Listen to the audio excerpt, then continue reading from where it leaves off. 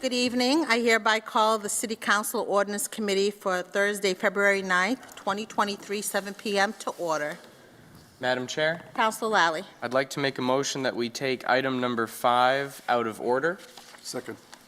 Motion's been made and properly seconded. All those in favor? Motion passes. Madam Clerk, please read item number 5. Number 5, ordinance, that the City Council adopt the following ordinance relative to recreational vehicles in the City of Brockton. Invited to attend, Councilor at Large Moises Rodriguez, Police Chief Brenda Perez, Police Captain Mark Picaro. Committee, Chief Perez did contact me and say that she wasn't able to be here this evening, but we do have Captain Picaro here. So if you'd like to come forward, Captain, and... Good evening, councilors. Thank you for having me tonight. Last year, Chief Perez had asked me to contact some similar departments in the area and ask them if they had an ATV ordinance up and running. So I emailed and called a number of departments. Taunton Police got back to me. I spoke to a captain down there. They, for about a year, when I had spoken to the captain, had an ATV ordinance up and running that had passed their law department scrutiny, that had passed their city council scrutiny, and had been an actual ordinance for about a year. So he talked to me for a while. You know, he sent me a copy of it. I reviewed it. I checked it out. I gave it to Chief Perez. We jointly looked at it.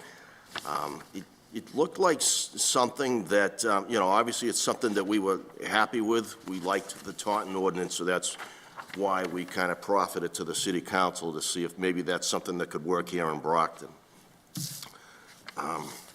One of the things that caught our eye with the Taunton ordinance, and I don't know if you have you may have a copy of, is 2 sections in their ordinance that pertain to flammable fluids in gas stations. And the crux of it is that their ordinance makes it illegal for people under the age of 18 to take these devices to gas stations and gas them up. Anybody who's 18 or over, their ordinance makes it illegal to still gas it up unless it's on the back of like a pickup truck or a flatbed trailer or something of that nature. So when that caught our eye, it was something that perked our interest, and we thought maybe that would have some value here in Brockton with an ATV ordinance. So that's why we reached out and suggested that maybe Brockton model an ATV ordinance after the Taunton ordinance. So that's kind of where we are with that. So the Taunton ordinance was our starting point. The chief wanted me to bring to your attention, I guess there was an initial draft that was going to come before the ordinance committee, and then what you have before you tonight. What you have before you tonight is missing a few sections that was in the Taunton ordinance, that was in the original Brockton ordinance proposal, that we wouldn't mind having placed back into what's before you tonight. And what the chief did is she made it very easy on your eyes. She basically has the Brockton ordinance, and anything that's in red was what's been deleted and what we would like to have back reinserted into the proposal. Captain, I don't mean to interrupt, but would you like to read those? I don't think we have a copy of that. I'll both read it and I can hand out copies. We've made enough copies for everybody. That would be great if Absolutely. we can get copies of those. And I have it prepared, so if these are adoptions that the council wants to make, I can help you make those motions. Okay. And then just to add a little background too, so I did work on this with Chief Perez and Captain Picaro. It also mirrors the city of Boston's as well. And I've had conversations with the law department, so it has passed a bunch of levels of scrutiny here. And the additions really kind of just add in a couple of sections about prohibited acts, some tightening of the language on enforcement, and some tightening of language on impoundment of the vehicles upon a violation of the ordinance.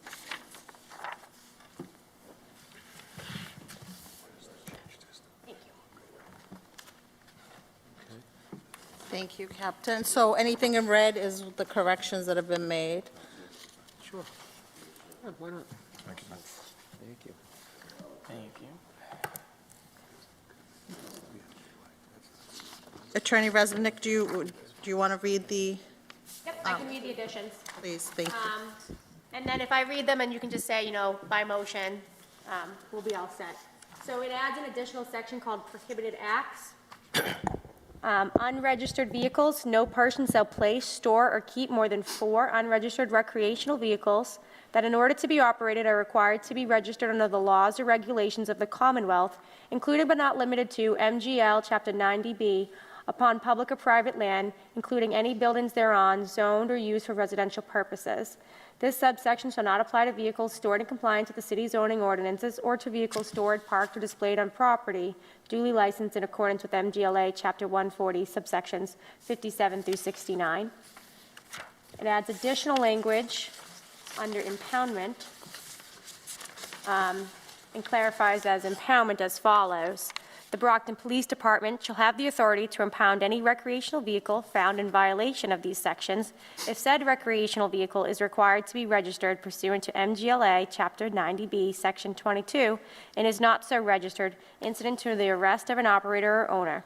If the recreational vehicle impedes traffic, threatens public safety, or there is a danger of vandalism and/or the property damage to the recreational vehicle. No such impoundment vehicle shall be released until final disposition of all criminal and/or civil charges related to the operation or storage of any recreational vehicle, nor until proof of ownership and proper registration under MGLA Chapter 90B, Section 22, if applicable, is verified and applicable towing and storing charges if paid. The Brockton Police shall have the authority to obtain warrants authorizing entry upon private lands and into private buildings thereon or covered by water to enforce this ordinance. Further, if any such impounded recreational vehicle is not subject to registration in accordance with the provisions of MGLA Chapter 90B, Section 22, said recreational vehicle shall not be released unless the owner demonstrates an ability to safely transport the recreational vehicle from its place of impoundment without operating the recreational vehicle or upon any public ways in the city. And then it adds an applicability provision. I can read it, but it basically just says that the provisions of this ordinance imposes a greater restriction or obligation than those imposed by any other general law, special law, regulation, rule, ordinance, order, or policy than the provisions of this ordinance shall control. Thank you, Attorney Resnick. Committee, do you have questions for Captain Porcaro? No? Is there a motion to accept the amendments? I'd like to make a motion that we accept the amendments as stated, both for Section C and Section G and H on the third page. Second. We're just gonna, hold on one moment, please. Thank you. All set to make the motion to amend. So there was a motion made and properly seconded to amend the ordinance. All those in favor? All those opposed? The amendment passes. Now is there a motion for the No. ordinance? Madam Chair, if I could, Yes, Councilor Rodriguez.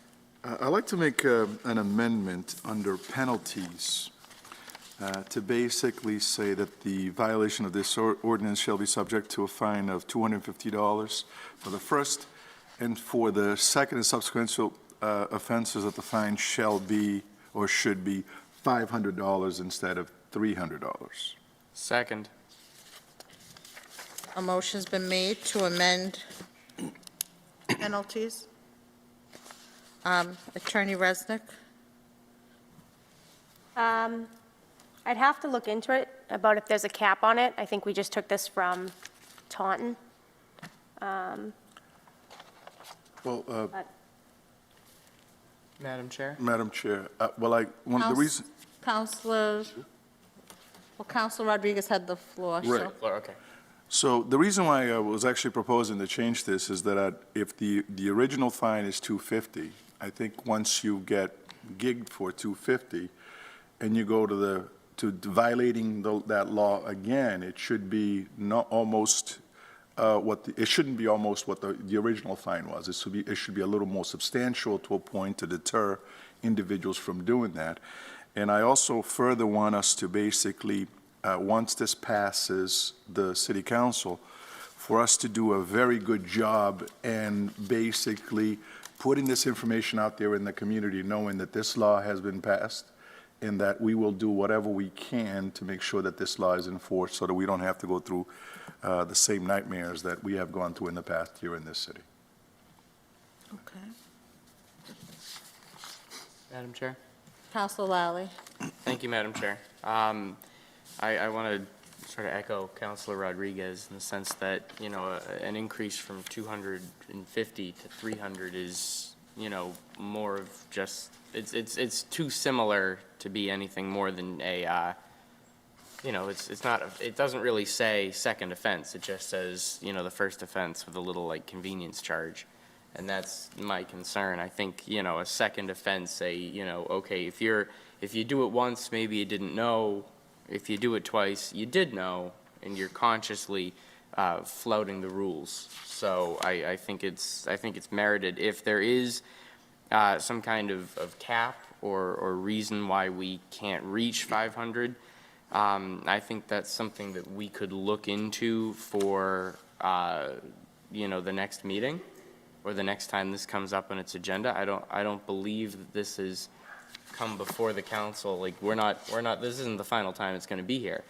So if we amend it, yeah, there's two more readings. I had suspected this was the first time this is at ordinance. So if we go ahead and, you know, if it's the will of the committee, amend this, and it turns out we cannot actually impose a $500 fine, then we can come back next time and unamend it. Thank you, Madam Chair. Thank you, councilors. Yep, I will double check too. Okay, perfect. So we have a motion to accept the amendment, and it was properly seconded. Correct? Yes. All those in favor of the amendment? All those opposed? The amendment carries. Councilor Minicello. Noticing something when Councilor Rodriguez was talking about increasing the fine. Under impoundment, there's language that basically says that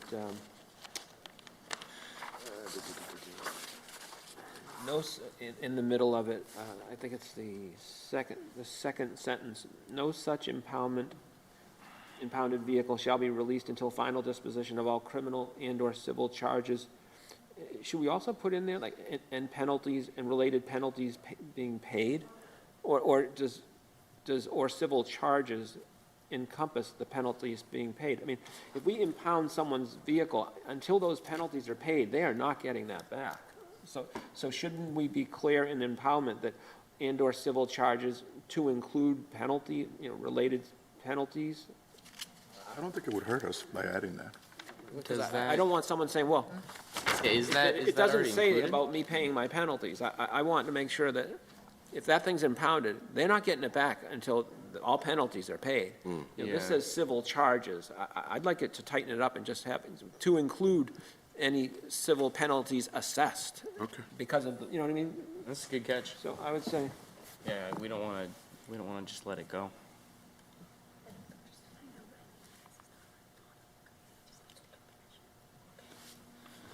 Attorney Resnick, Councilor Minicello did have An addition. an addition to changing under impoundment. Do you want to repeat that, Councilor Minicello? sure. So under the second sentence, no such impounded vehicle shall be released until final disposition of all criminal and/or civil charges.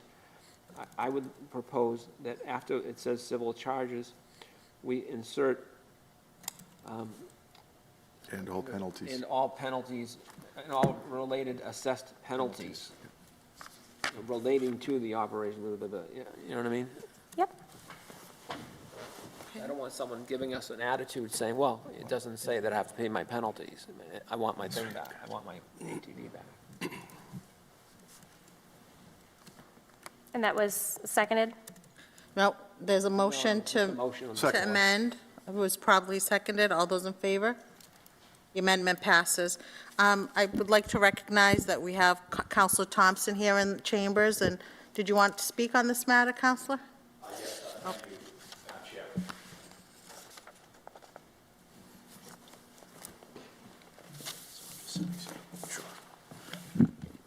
Thank you, and good evening. Councilor Jeff Thompson, Ward 5. So I'm in support of this ordinance. I think adding the issue of, making it a civil penalty to fill up the ATVs at a gas station in Brockton. I think that's really where the bottleneck is gonna, the burden upon any ATV operator is gonna be is the prevention of them being able to fill their vehicle without it being attached to a trailer or something to that effect. So hopefully that would discourage the operation of these vehicles on our roads. But what I want to do is make sure, so we would get this referred back to City Council, 2 more readings. So we'd probably be looking at March 1st for this to be approved and ordained. I think prior to enforcing this, we have to have some sort of campaign to inform all of our gas attendants or gas stations in Brockton, of this new law. And I think, we really should, to protect them, if we're going to change the rules on them, we have to make sure they have ample time to be aware of what the new rules are and put into effect some policies that have them obey this new ordinance. So I think that should be a discussion maybe as to maybe potentially putting a date, pushing back the date of what's the word? For empowering it or making it official, or a time frame of non-enforcement until proper information is brought to our gas stations. So that's just my thoughts on this. Thank you, Madam Chair. Thank you, Counselor, and that's a point well taken. I do believe one of my goals was with these ordinances is once they're passed, that they get to the right departments.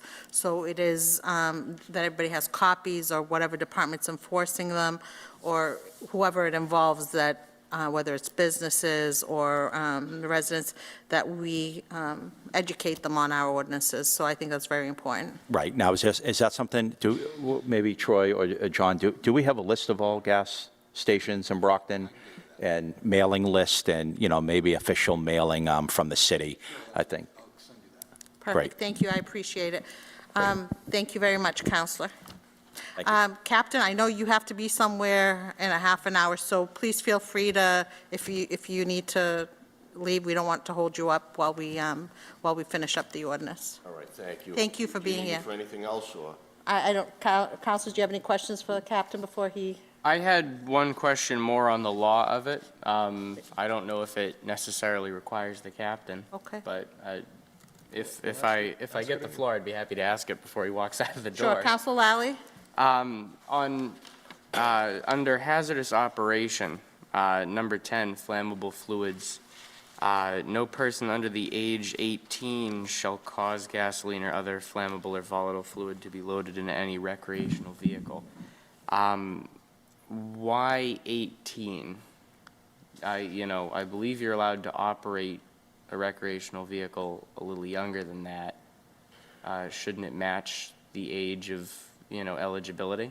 Because if you've got a, My guess is, I just don't know, to be honest. That was how Taunton had their ordinance Yeah. written. Maybe they just don't want kids gassing these dirt bikes, going to gas stations and gassing them up. Okay. I can look into that, I'm not too sure. Okay, yeah, because I mean, if you can use one at 16 and a half, but you can't refill it for, a year and a half later, that would kind of stink. I'm not gonna make any amendment or anything right now, but if it comes back that we, that they can operate these younger than 18, I would like to review the age of 18. Thank you, Thank you, Counselor. Madam Chair. All set, Captain. Thank you so much. Have a good night, councilors. Thank you. Thank you. So through the chair, Counselor Rodriguez, would you want to share some information? Should I share that? Yes, please. Well, through you, Madam Chair, I think it's because the law basically states that in order for you to operate machinery, you have to be 18. And since the pump is a piece of machinery, I think that's the reason why the law basically states that you have to be 18 to do that. That's my interpretation of it. And I think I got that out of, when I went to law school, behind the wall. But I think that's what it says, that because of machinery, like, if you're under the age of 18, you're not supposed to be operating machinery, like not driving forklifts, doing all some of these other things. So I think that's the reason why it's stated as such. Thank you, Counselor. Okay, Counselor Lally? Thank you. Just to add, if Attorney Resnick could still check. Of course. Yeah, I would appreciate it. Just You to didn't, dot our i's. you didn't believe my law degree? I believe your law degree. I've seen it.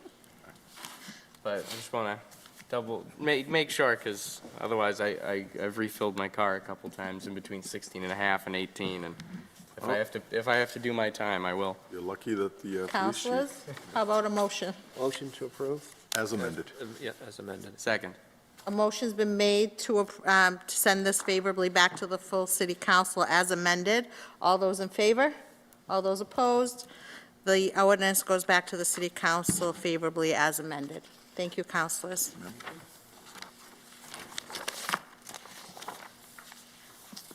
Attorney Resnick, we will On to two, resume with item number 1. number 1.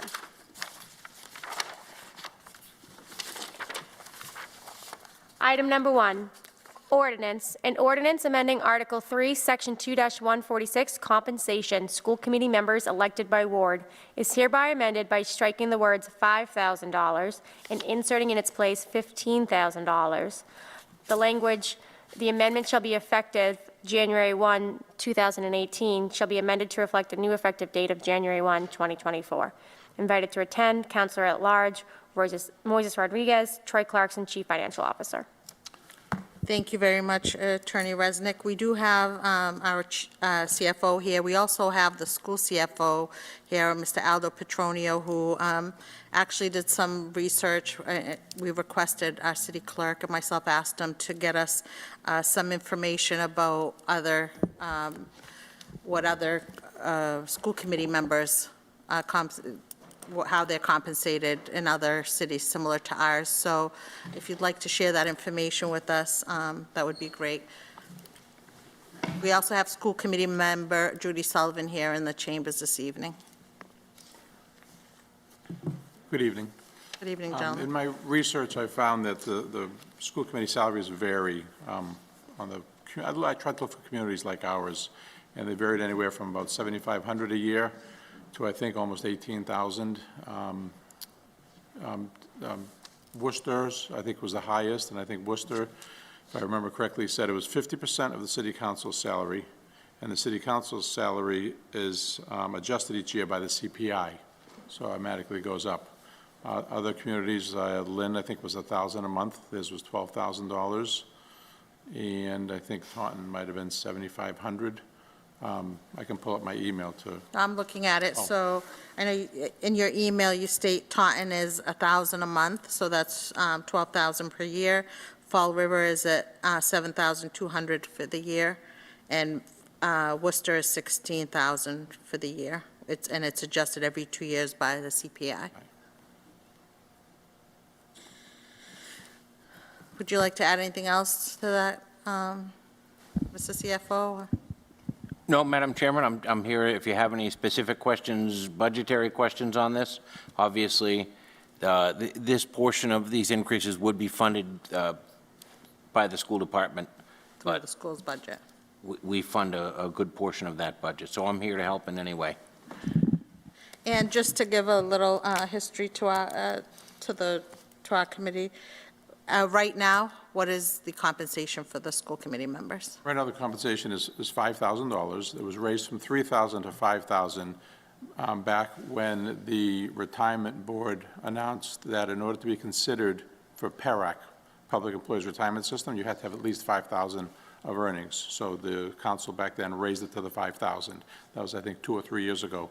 And we also offer a $3,000 stipend, which covers postage, cell phone, whatever expenses that each school committee member has. That money was originally given in a separate check, but the city auditor, about 3 or 4 years ago, came forward with a letter that said that should all be included, because it should all be taxed in their W-2. So that 1 year, she adjusted the W-2s for it, then the following years, we just added it in, so it says salary and stipend. Yes.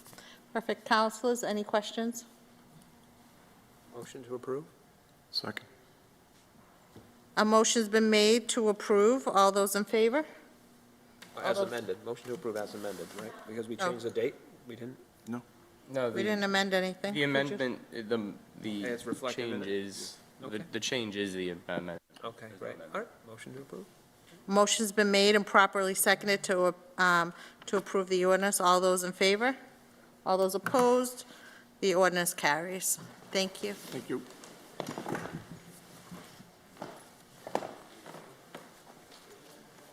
Madam Clerk, item number 2.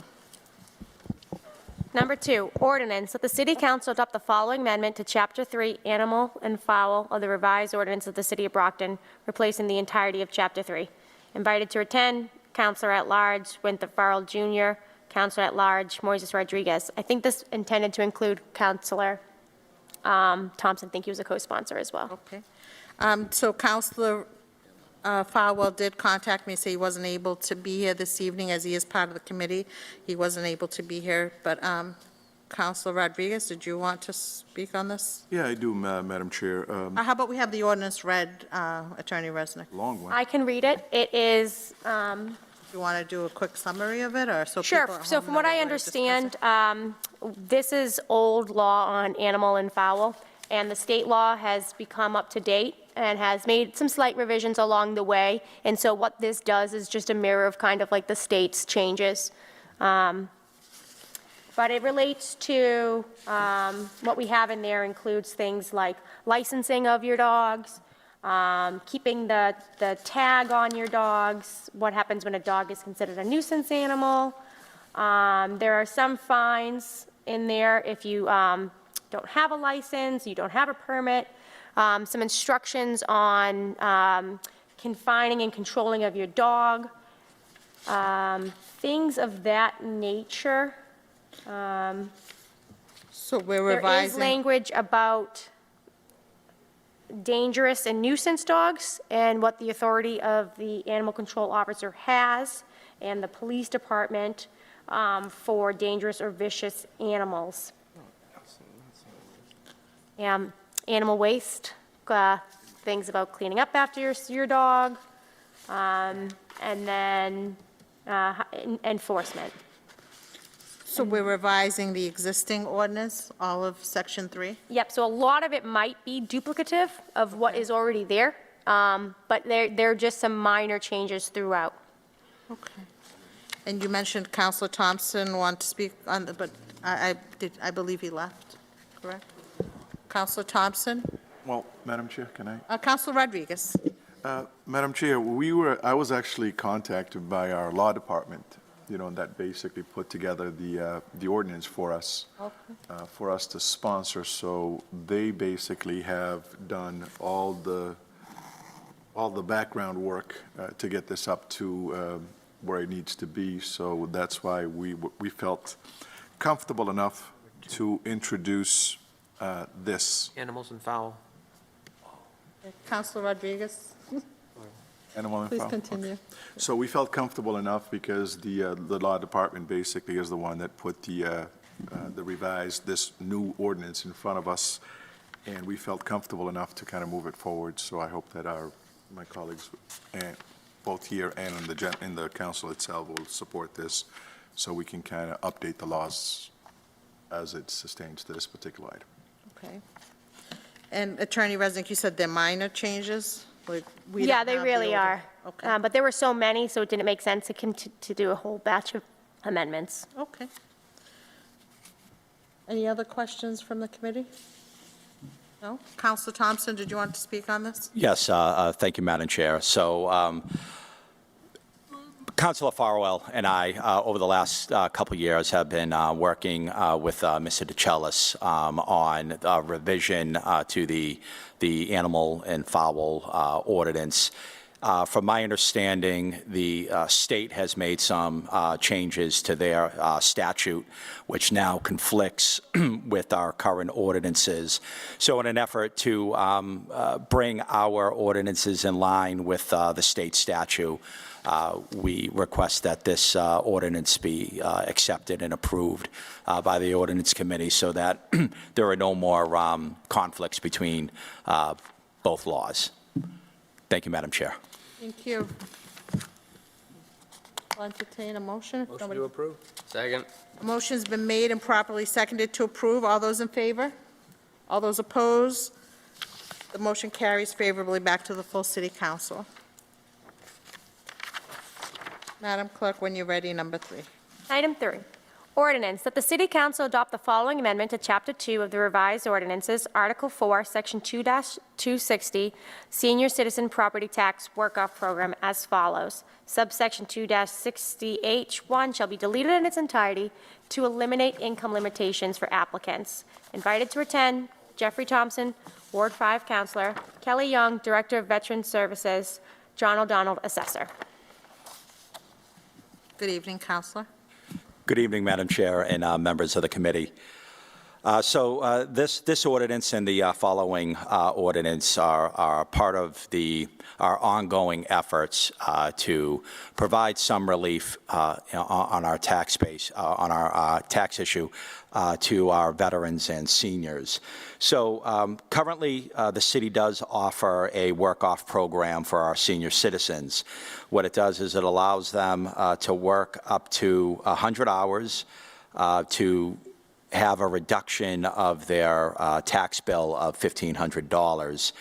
Right now, our current ordinance has a income limit on it. So you essentially it caps the income that a senior can make for them to be able to participate in this program.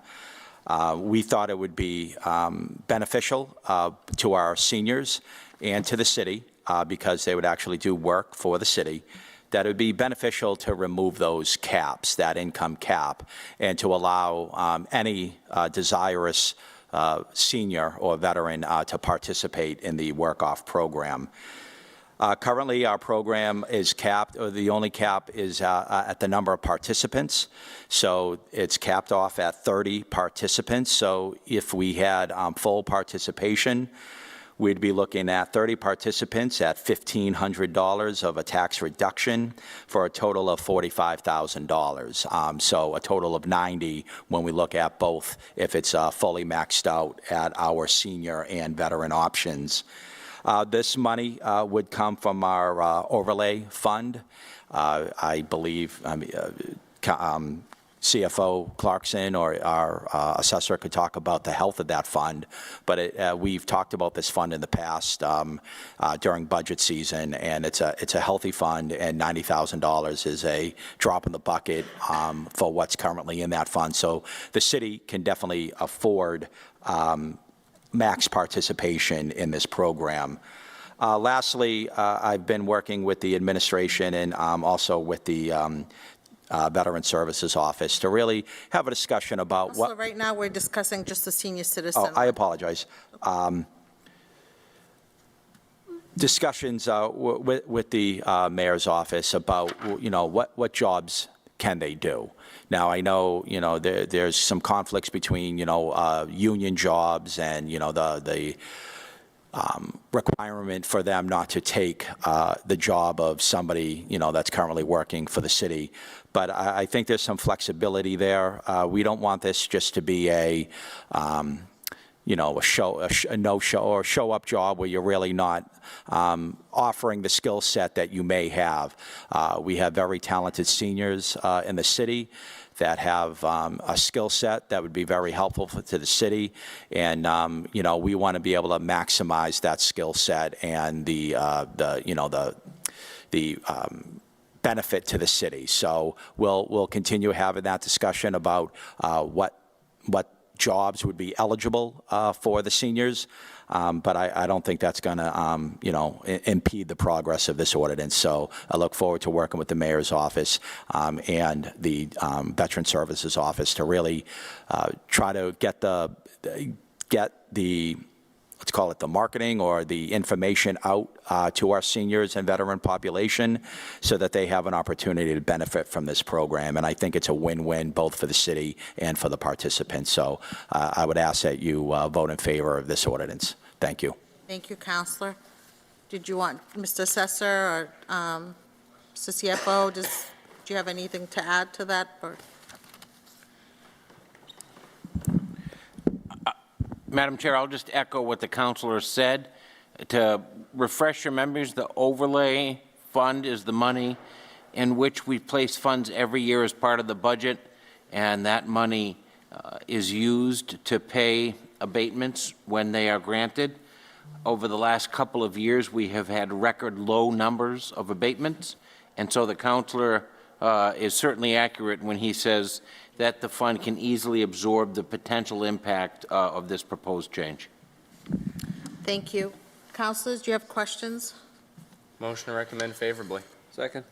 A motion's been made and properly seconded. All those in favor? Madam Chair, can I just On the ask a motion? question on the motion? Sure, on the motion? I'm not exactly sure we found it, but what's the definition of a senior citizen? Is it age-wise? It's 60 years old, 60 or over. 60 or over?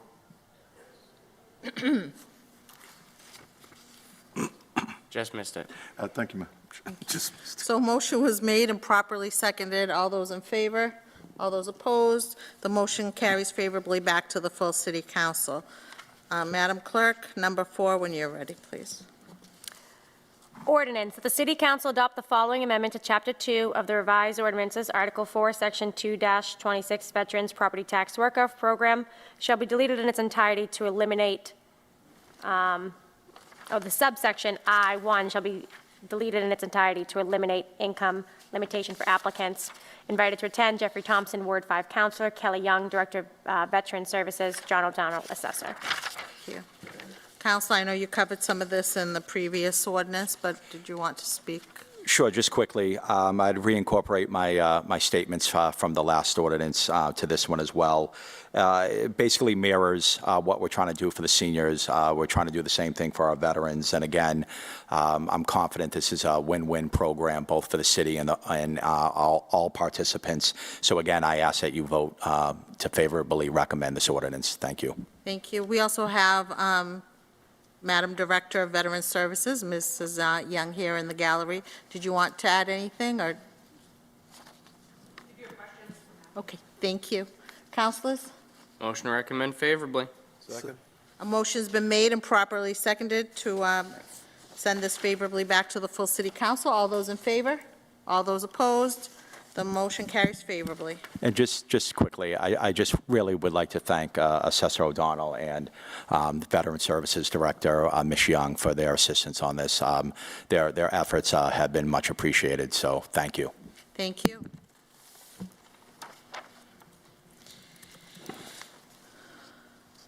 Madam Clerk, item number 6. 1 second.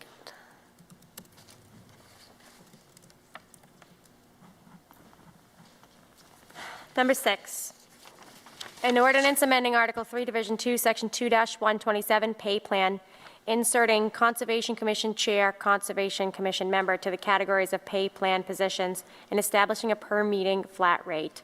Invited to attend, Councilor at Large, Winthrop Farwell, Shirley Azak, Ward 7 Councilor, Susan Nicasio, Ward 4 Councilor. Thank you. Good evening, committee. So Councilors Nicastro and Councilor Farwell weren't able to be here this evening. So this is just a continuation, kind of an amendment to the ordinance that we passed last year, paying some of our board members. I believe some of the boards were zoning, planning, and license. There may be other ones. But as of right now, what's before us is Conservation Commission, which is one of our city boards. Actually, it's one of the first boards that that a developer or somebody that's interested in building comes before. So we felt that this should be added to that list, that they should be compensated. And I have to state that all our boards are volunteer boards. The majority of them are volunteers, and they, they're our residents, and they volunteer. They spend time training, going to, training, seminars, or educating themselves about what's before them. So would just add this committee, it would add the Conservation Committee to that ordinance. Do you have any? Councilor Rodriguez? Thank you, Madam Chair. I am not against this amendment. As a matter of fact, I think it should be included and added, and those individuals who are serving on this committee should be compensated. But the fear that I have is that I honestly believe that we ought to put this across the board. Anybody that actually serves in a committee of the city should get a stipend, because otherwise we're going to run the risk of having some committees who are more important, committees that are more important and others that are less important. And if we continue with this, what's going to happen is that we're going to have, right now we're having a tough time attracting people to certain committees. And if only Committee A is getting compensated and not Committee B, why would you serve in Committee B and not B and A? And I think we ought to, we've got a couple more committees that we need to look at, and I think it would not hurt us one bit just to include those committees to amend this to include those other committees as well and get it over and done with all at once. So I don't disagree with you. If you remember when you were chair of ordinance, I said this I was would never chair of happen. ordinance.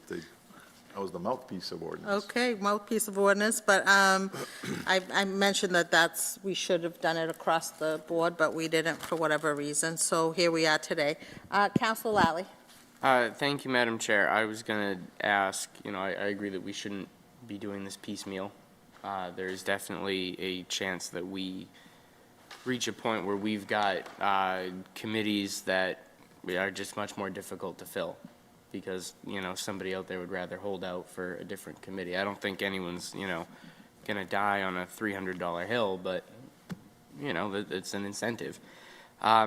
Would it be possible before the next meeting, because we can try and tack something onto this, would it be possible before the next meeting to get just a list of boards and commissions and figure out which ones are ones that would warrant some kind of pay plan? So we can do that. So this would be just an addition to an amendment to the one that was passed that included a zoning, planning, license, and I'm not sure what other one was on there.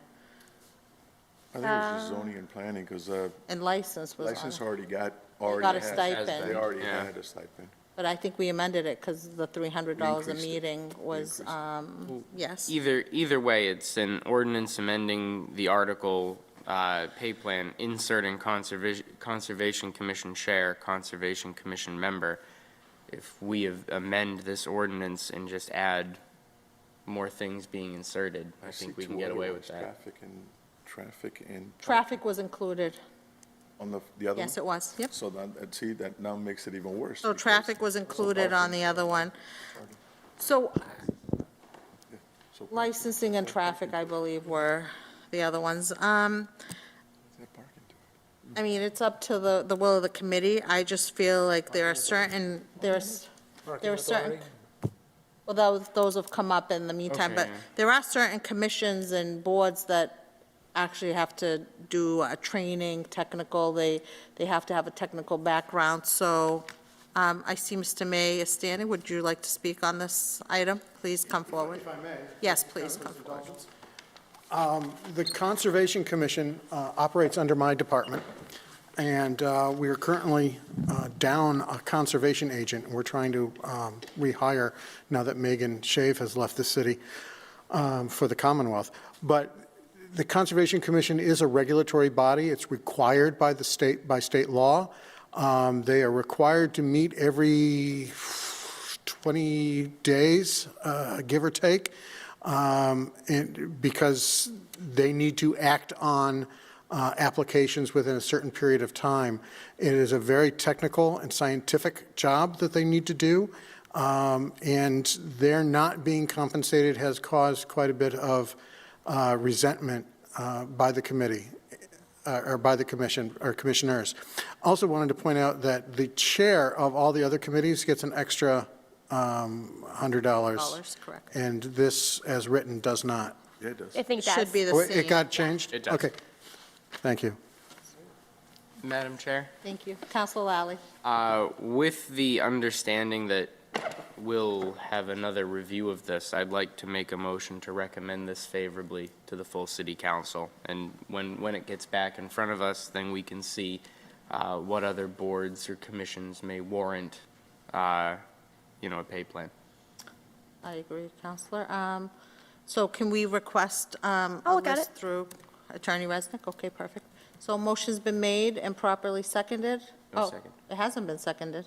Well, I'm going to second it for the sake of discussion, but I think, and I began by stating in the beginning that I'm not against this.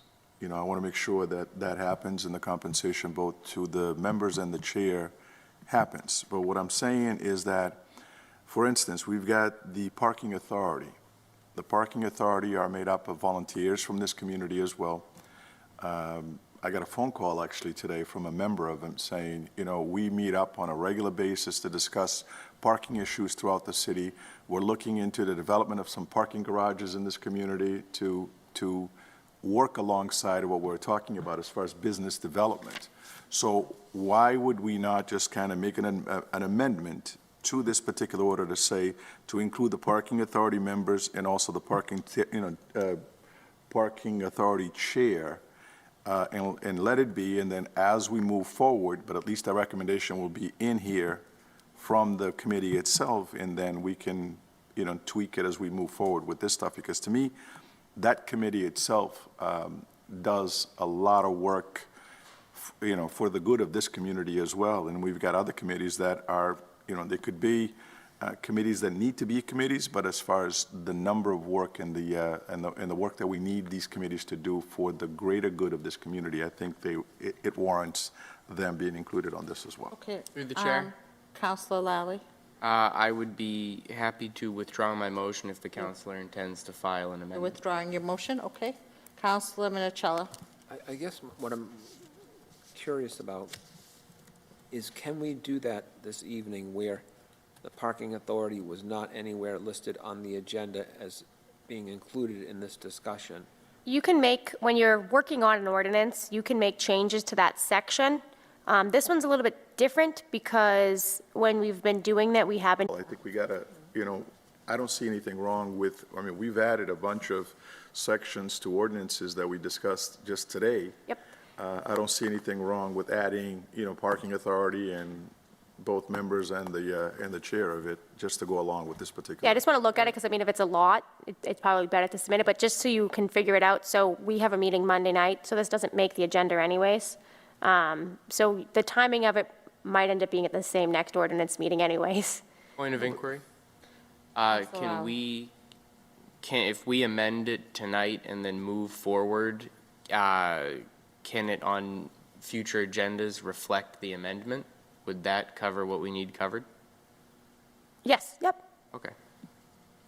Thank you, Madam You Chair. withdraw your motion? I did withdraw my motion. Yep. Counselor Lally withdrew his motion, so we don't have a, Well, I believe Councilor go ahead, Rodriguez I'll- is going to file offer an no, I amendment. was just going to offer an amendment that we. Yeah. I would make a motion to include with the language currently recited and into the record, to include the parking authority members as well as the chair. Same rates? Yeah, to be subject to the same exact rate as we have listed for conservation, for the Conservation Commission chair as well as the members of the Conservation Commission. So that Second. they're uniform. so an amendment's been made and properly seconded. All those in favor of the amendment? All those opposed? The amendment carries. Now, Motion to recommend favorably. Second. so motion. As amended. As amended. As amended. All those in favor? All those opposed? So the ordinance carries as amended favorably back to the full city council. And do you still want me to look to see if there's other boards, or are we all set now? Let me know offline. Might as Why well wouldn't you? check.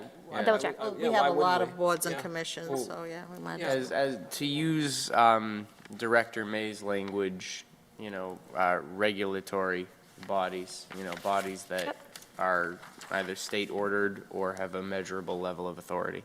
Sure. Item number 7. An ordinance amending Article 2, Section 2-91, entitled Committees Generally, by creating a city council subcommittee for the Committee on Economic Development. Invited to attend, Counselor at Large Winthrop Farwell, Counselor at Large Moises Rodriguez, Rob May, Director of Planning and Economic Development. Thank you. Good evening, gentlemen. And before we continue, I just want to let everybody know, I think this is a great idea, and we should have done it a long time ago. But here we are. Mr. May. Would you like, actually, Counselor Rodriguez, yes, you. Yes. Well, thank you, Madam Chair, and again, to my colleagues here and the folks on the council, the reason why we felt that it was important for us to file this ordinance is that I'm a member of the, we are all members of the MMA, but I sit on the board of the MMA, and there's not a single city within the membership of the MMA that does not have a committee that looks into economic development. And the reason for this is that it sends a strong message to individuals who are looking to invest in our communities that we in city government take economic development seriously. As a colleague of mine actually said, in that group, that investors often go into your website looking for whether or not you have a public safety committee, that you take public safety seriously, whether or not you look at if you have a diversity and inclusion committee, and if you have an economic development. One of the reasons why we felt strongly about putting this committee in play is that often investors that are trying to invest in our communities, the first time that they're here, any so-called barriers put up or walls put up against a proposal that they're doing or putting forward here in the city is sitting exactly where Mr. May and our colleague from Ward 5 is sitting, for us to say, no, I'm not in favor of your TIF, I'm not in favor of your, the grant that you propose, I'm not in favor of this. And I think it sends a real bad message to the community in general, that we're not user-friendly when it comes to business development proposals. And I think this committee is going to do that. I mean, we're going to look into ways of empowering this committee to meet on an as-needed basis, so that it doesn't have to be from an order from the council, that it meets as the accounts committee does. Basically, I was actually going to come in, and I haven't seen the paperwork yet. I was going to come in and propose that this committee meets on a monthly basis, so that we know what's going on in the city, to make Mr. May's job a lot easier, make the city's job a lot easier. Because I think we need to take economic development a little serious. I brought this up on Monday when we had a meeting. When I bought my house on Summer Street, off the highway called Summer Street, my taxes were $3,000+. It's now over $7,000. And my story is not unique to me. It's not unique to a lot of us. It's just a reality, because we haven't done a very good job in growing the commercial tax base in this community. And as long as we continue to send this message that, yes, we want to grow our commercial base, but yet somehow we sitting here, the decision makers in this city, that we're not taking this stuff seriously, I think it's going to be hard to continue to lure businesses into our community. So that's why I ask you all to support this, so we can move forward with this and put this committee to work so that we can start attracting. And Madam Chair, I'm glad you said what you said, because we had talked about this even 2 years ago, Yes, that it's something that this city needs the worst way. So I hope that you all support this so we can move forward with this. Thank you, Madam Thank you, Chair. Counselor. Counselor Lally, did you? Thank you, Madam Chair. Yeah, I was just, interested in, hearing more about the committee. It sounds, promising. It sounds like a good idea. I want to hear from the director, obviously. But one of the things that happens sometimes when the director comes before us is some counselors will say that, they hadn't heard of something or they hadn't seen something. I'm interested to, know more about how this committee intends to function, because if this committee functions as a place for the director to just say, hey, here's what we're working on, here's what's coming up, because I've had many opportunities to talk with Director May and, sit with him, meet with him, and hear about what he's doing. He's not, not secretive by nature. He'll tell you. And so if, somebody says, oh, well, where's this coming from? And a member of the committee can say, oh, the committee's been discussing this, we've reviewed it. That, I think, has merit. So I don't know how often they'd want to meet, monthly or quarterly. But if it functions as, the accounts committee does, where it's a sounding board and a place for discussion, and it also signals that we're, a community that takes economic development seriously, or the council does, that would be, something I'd support. As I just don't want the director left with the impression that this is an audit on the department. Can I just say something else I forgot? Yep. Councilor Thank you, Madam Rodriguez. Chair. You're welcome. Yes, Councilor Rodriguez. Thank you, Madam Chair. Well, one of the other things that I haven't spoken with Mr. May about this yet, but one of the things that we had talked about in the committee is actually to have the Director of Development being a part of this committee, just like we have the treasurer, for instance, is the clerk of the Real Estate Committee. The auditor is the clerk of the Finance Committee. For that particular department to be the clerk of this particular committee as well, so that it acts, hand in hand in a way. So whenever we're meeting, the director is there and basically I know it's more work, but what are you going to do? But, it doesn't have to be yourself. It could be your designee, but in a way so that, we have direct input from the chief development officer from the city. And I think it makes sense that, again, having that kind of a relationship where these discussions are taking place and that it doesn't happen, publicly here where the message is, we're basically, somebody walks in here with a beautiful proposal and the body says, no, we're not interested in doing that because it wasn't vetted out the way it should have been, or we haven't had those discussions or conversations like. And if I was to be honest with you, Mr. May, if I was in your shoes, I would want 5 people to be sitting around me to say, oh, I already have 5 votes for something that I want to propose to the whole body. So that's why we felt strongly about putting this and again, making the department a part of it so that it functions, as the auditor and some of these other key department heads here in the city. Thank you, Madam Chair. Thank you. That's why he's invited here this evening. So would you like to comment now on this, Mr. May? Yes, if I may, thank you. I am encouraged to see City Council wanting to become much more involved in economic development, and that is a great thing. I just have 2 concerns, and I hope that you can allay these. And, we have discussed this with the mayor and the city solicitor, and the assumption that is being made is that this is all a review post an application or post a development deal being struck or post, that it doesn't diminish the role of the chief executive officer of the city and keeps that separation. The other is a matter of timeliness. If this committee needs to review something, does it go from council to finance committee to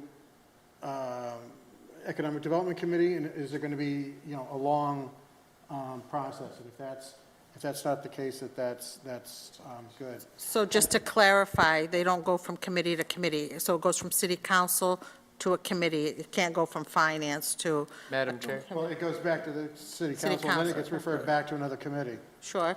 Councilor If I Lally? may.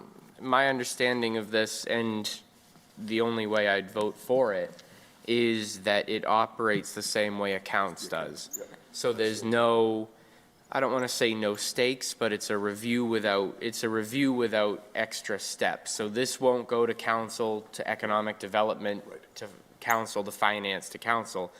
What the Accounts Committee does is the Accounts Committee meets at its own pace, independent of the rest of the council's maneuverings, discusses the warrants that are, from the last month, and then adjourns the meeting. If they have further questions, the auditor brings the, information they request back for the next meeting.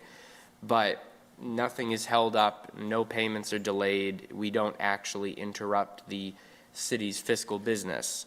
We keep an eye on it and we watch it go by, and if something is caught and a real problem happens, it's brought before the council on its own matter, not, and it goes to finance, it doesn't go to accounts. So what this committee would do, if I understand it correctly, is it would just be a conversation, a sounding board, thank you, Counselor, that would not have any interference either in the authority of the executive or in the timeline of any proposed or hopeful development.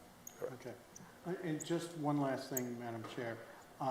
There is information that I receive periodically that is confidential, and that I would be reluctant to discuss in an open session. However, as you all know, you all have my cell phone numbers, I have yours, and there may be things that we discuss individually that aren't deliberative. Because I don't want to get in trouble with. We don't want you to get in trouble, so we won't do anything to get you in trouble. But we'll continue the conversation, but I think this is great. My view of this is a little different. That's why I don't know if we can, how we can work with what is before us. But my big thing, since I was elected 10 years ago, was we want the city to be business friendly. And throughout these 10 years, whether it was Aldi's opening up at Westgate Mall, I believe Mr. Director was with me, their corporate, were all the head of Aldi's were there, and all they kept saying to us is how difficult Brockton was to work with. And to me, I just cringed because I didn't want to hear that. I don't want to hear that Brockton's hard, because we're Brockton. That means I'm hard to work with, and I don't want to hear that we're hard to work with. And that's why a committee similar to this, of what we're trying to develop here, is really important. I think since we're elected by the people, we need to represent. I think that's good to hear from businesses. I'd like to see somewhere in here where, if a business is having some sort of an issue, and I know we have to probably be careful, but where they can contact us and we can sit down with them and see what we can do. We can be the liaison between City Hall and business. And we have an award-winning Chamber of Commerce. Chris Cooney does an amazing job. There's a lot of businesses that are very involved in the city, but I don't think we as City Council should take away from anything, but kind of bring everybody kind of together to help businesses, because we need to build that commercial base. That's what it's about. We want people to come to the city, and we want to get rid of that stigma that Brockton is not business friendly. Councilor Lally? Thank you, Madam Chair. I would just want to say I would echo that, but also I think that is something that, and correct me if I'm wrong, Councilor, but as it stands, I believe that's something that can happen in the sense that if there's a discussion in this committee with, Mr. May, same as if in accounts we find something that doesn't quite make sense, we then file a resolve to discuss it in front of the Finance Committee. A member of the Economic Development Subcommittee could, after a discussion, say, you know what, there's a better way for us to do business, file an ordinance or order, within the council. I think the mechanism is absolutely there. Okay. I mean, correct me if I'm wrong, Councilor. It is. Okay. Through you, Madam Chair. Councilor Rodriguez? Thought if you just try to be respectful, you notice that? Thank you. No, I'm just saying that, to me, the importance is to actually have this committee in place, so that we can signal to those individuals out there that this city is open for business, at least from this side of the fence. It's not intended to create more barriers for the functioning of the executive, but to basically be a sounding board for this board, and that when something comes up, as Council Lally was saying, and you, Madam Chair, if you said, if a business is having a particular problem, they can call you, call me, call anybody, and then once we meet, we can kind of bring that stuff up or have the authority to bring additional individuals in front of the committee to talk to us about that and understand it a little bit more, to make it a little easier to go forward with that stuff. But I think it's important for us to, in the year 2023, to signal to the world that we are going to take this step that we should have taken 10 years ago when we first talked about this. And I think it's important for us to do this and move forward with the idea. Thank you. Councilor Thompson, did you want to speak on this matter? Yes, I thank you. And again, good evening, Madam Chair and members of the committee. So I think the discussion is fruitful because when I first heard about, or at least read what was coming before this committee, I was concerned. And I don't think I could support a committee that essentially is duplicative and overly burdensome. From listening to this discussion, it sounds like this is less of a standing committee and more of a working group. If it's on the idea of a working group where we designate a number of counselors who can be sounding boards for economic development in Brockton, to offer opinions, to ask questions, to help, to work together when potentially problem developments come before the city, then, that's something maybe, I could get on board with. Before I think we vote on this or recommend it favorably to the city council, I think we should do a little bit more work on really defining what this committee is going to do. Because as a standing committee, I share the same concerns as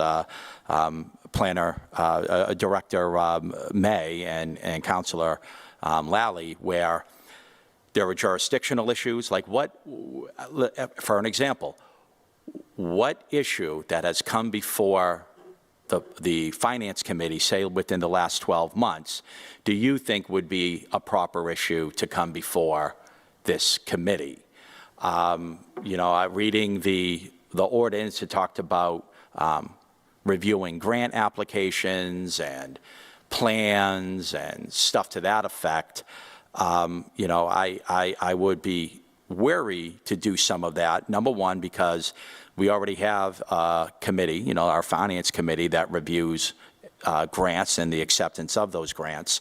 So I just wouldn't want to have a duplicative body that does not meet as often as the finance committee and, push back projects that are coming before us because of the timeliness of the meeting of this committee. And so I just, when I first heard this, I was thinking about conflicts between this committee and the Finance Committee, and we talk about being business friendly and being more business friendly, but is it business friendly to have another level of bureaucracy in this city?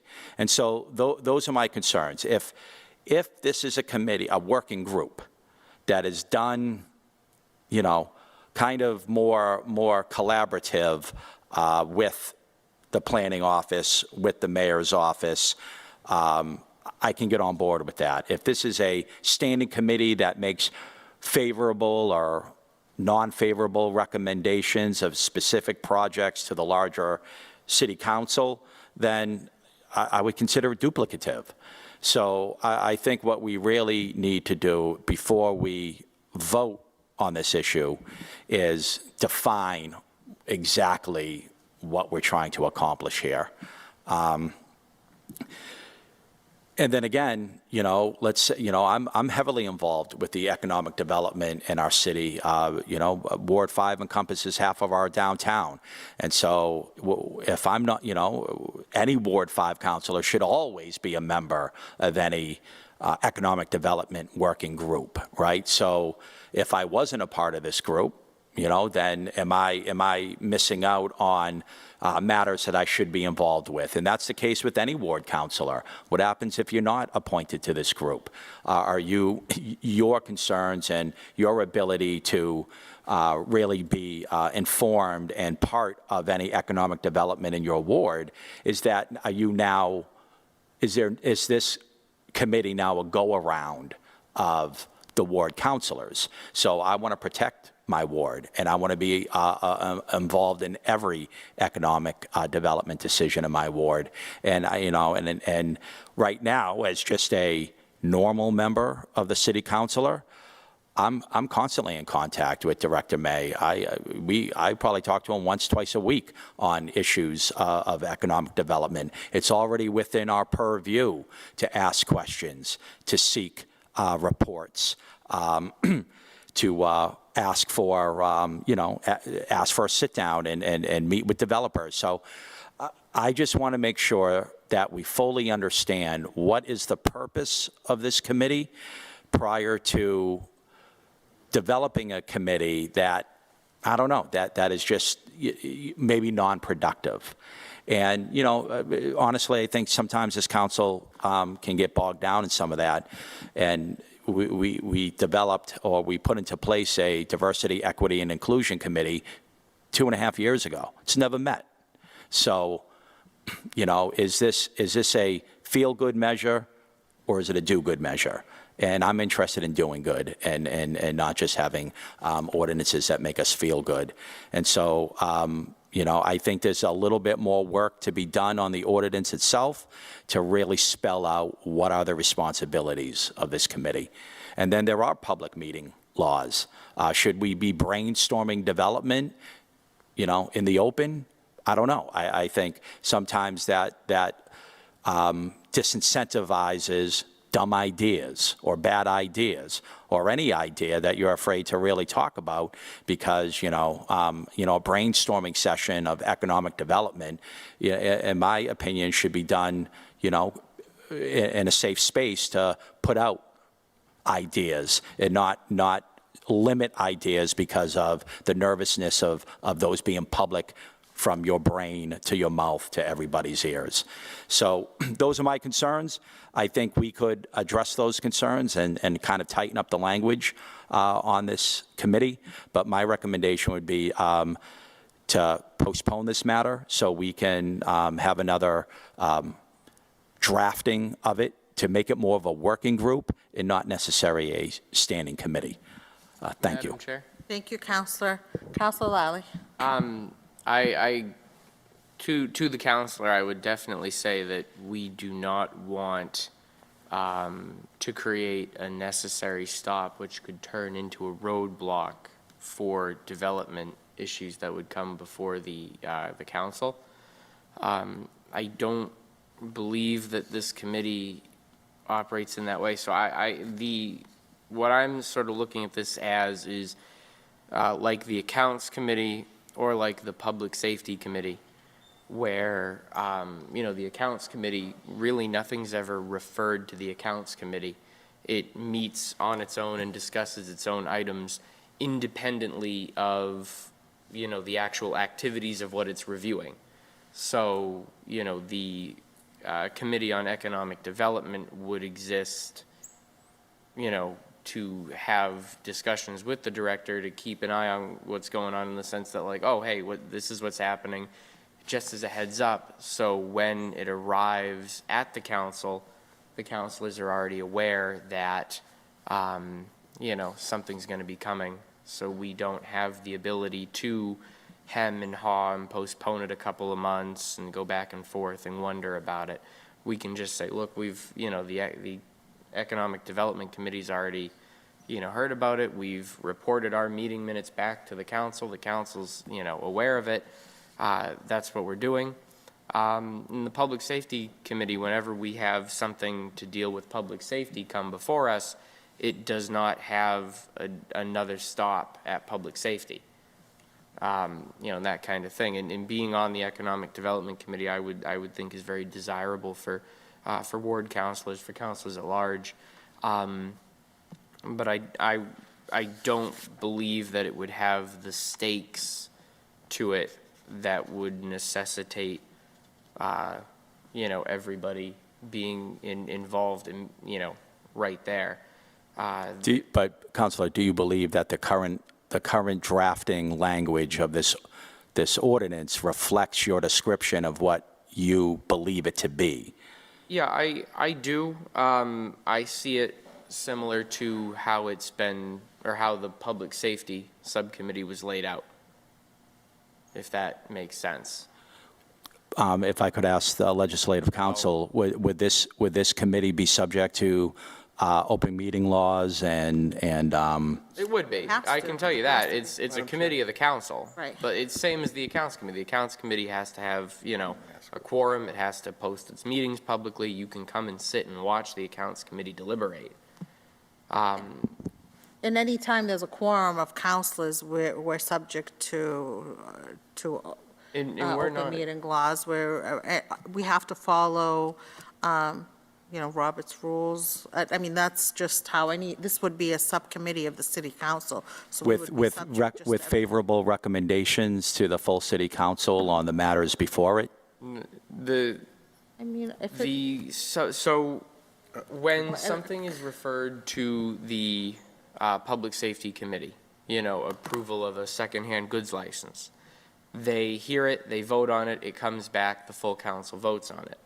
But if the Public Safety Subcommittee wants to have a discussion with the police chief about crime, they just have a discussion with the police chief about crime, and that is that. When the Accounts Committee wants to review the city's expenses for the month of January, they sit down and they do that, they discuss it, and then the only thing the city council actually deals with is the council president says, the city clerk says, report of the Accounts Committee for their meeting on January 30th. Right, but the Public Safety Committee has a pretty clear line of jurisdiction, right? The Accounts Committee has a pretty clear line of jurisdiction.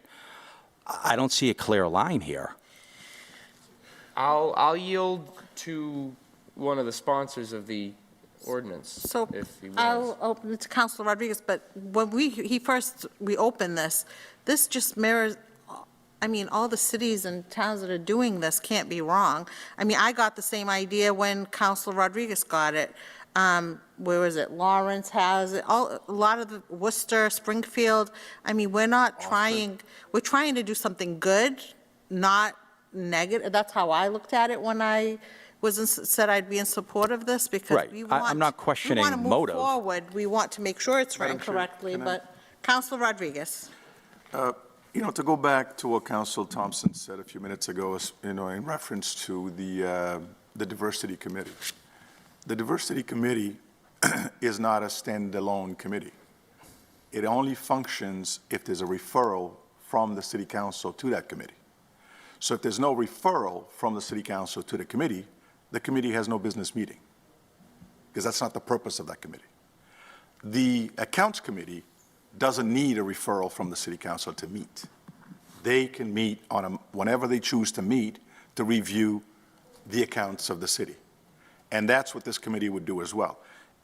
First of all, if it goes in as a working group, count me out. Because a working group is something that the mayor puts together to look at a particular issue. That doesn't send a serious message from this body if all of a sudden you're going to make it a working group. Could you give an example of something that would be, something that came before us, let's say within the last few months, that you would say it would be something referred to this committee? Nothing, you're not listening to what I'm saying. I'm listening. Nothing gets referred from the council to this committee. This committee works as the Accounts Committee, meets with in conjunction with this department or city government to discuss economic development in the city. When I said on the Accounts Committee, it was basically so the auditor had control of what came before the committee. They would set the agenda. Nope. I mean, we could. If that was the case, that's not the intent of the Accounts So Committee. just to clarify, the auditor didn't decide. The committee asked committee the auditor picks. what to But present. the warrants that the auditor brought before the committee were, By the committee. Point of information. no. Point of information. mean no? We're kind of falling apart here. Yes, we Point of are. information. Well, that's because I'm trying to figure out what this is. Counselor, we basically, some of us felt that it was important for us to do this. And to have a sounding board for the development department, to basically come to us to this group on a regular basis, sit down, spread some paper on the ground, come up with some ideas, some thoughts, and some things that we can actually do together for the development of the city, along with the Chief Development Officer. Then who It's not decides, supposed- who decides what comes before the committee? The committee. The committee. The committee itself, that's the purpose of the committee. The Accounts Committee, and I've served on the Accounts Committee, the Accounts Committee shows up, whoever the chair is, and says, give me this, and that, and Right. then you basically go through and you review that. So the intent of this particular committee that we're talking about, the Chief Development Officer would say, hey, look, I've got X number of proposals coming into the city, and we need to look into this to figure out, because this is going to end up at the council level to begin with. And are there votes taken? We're the checks and Only, balances on only a this vote end. to adjourn. Councilors, You know, Other- the idea, this council does not refer matters to the committee. Right, but I'm saying within the Economic Development Committee, would there be votes taken on approval? Like, what power would that committee have? Only a vote to adjourn. So it's just to review. Have you served in that committee? Which one? The accounts? I have. But from my experience in the accounts, the auditor would bring warrants. We'd review those warrants. We would then try to follow up on specific items that we found questionable or wanted more information on. But we weren't directing which warrants came before us. we were. Yes, we do. Yes, we were. We never So did. perhaps that's not the way it works with you. The committee itself is obligated to be the one that actually seeks out the warrants. So you basically go and say, I want to see the bills that were paid by Right, this department. right, I wanna see the bills out of a warrant. The warrant is the full stack of line The items. committee has the power to ask whatever it wants to ask from the auditor. Right. The auditor does not decide what I'm going to show you, what I'm not going to show you, because that's not the purpose of the auditor in that committee. We have, I would imagine we have hundreds of warrants. We Madam review Chair, two Point of information. every Yes, meeting. let's try to get back to what's before us. Point Is of this information. Council, I was on the Accounts Committee for 4 years, all 4 with your immediate predecessor, who made very, very aggressive use of the committee. The committee was not fully functional prior to my first year on it. I believe the chairman was Councilor Inieri, who decided to rejuvenate it. He decided to meet monthly and with the auditor review the previous month's expenses. And that was what was brought before us. And I believe that is what has continued to carry on, is the month's expenses are brought to us. So it may not have been clearly stated, but that is what happens. But it's at the discretion of the chair and of the members. If, a councilor said, well, why is the building department spending, $5,000 to Acme boiler repair with the subject line boiler repair, which did actually happen. The auditor would say, okay, I'll go get all the necessary information and I'll bring it to the next meeting. So at the start of the meeting, we would review all of the things that were flagged at the prior meeting, and then we'd review the new documentation. Right, no, okay. If it was the prior, I was unaware that it was the prior month's expenses. I got 2 warrants, I reviewed them, I said, wow, this looks expensive, let's look into it. Not necessarily it was the prior month's expenses. So, okay, thank you for clarifying that. Let's get back to ordinance Motion to before recommend us. favorably. Second. A motion's been made and properly seconded. All those in favor? All those opposed? The motion carries favorably back to the full city council. Thank you, gentlemen. Motion to adjourn. Motion's been made Second. and properly seconded to adjourn. We are adjourned.